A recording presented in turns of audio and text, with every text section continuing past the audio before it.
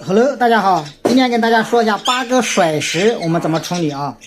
就是8个甩石啊。我们首先说一下8个为什么甩石啊，后面再给大家说一下甩石我们应该怎么去处理啊。来，我们先说一下8个甩石啊。8个甩石，首先一点啊，就是你们的鸟可能吃的太杂了啊，就是说你们就给它喂饲料就好了，饲料里面不要加这些乱七八糟东西啊，因为你也不知道量，你看别人加这个加那个啊，那别人知道加多少量。啊，第一点，你就饲料里面不要乱加，就吃饲料啊，用水泡，像我这样子，你看我这个一点也不甩，是不是？然后第二点是什么呢？第二点就注意保温啊，温度低了也容易甩。为什么容易甩呢？因为这小八哥肠道小的时候啊，它还是比较脆弱的啊。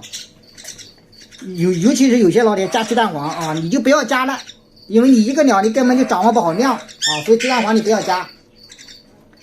然后我跟你们说一下，如果你们的鸟已经甩石了啊，要尽快处理。如果不尽快处理的话，拖个几天啊，来先上手嘞。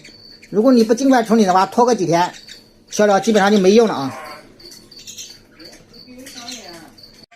然后我去给你们操作一下啊，操作一下这个大蒜啊，喂给它吃就好了啊。然后我们搞一个大蒜啊，然后大蒜怎么操作的，我去搞一下给你们看看啊。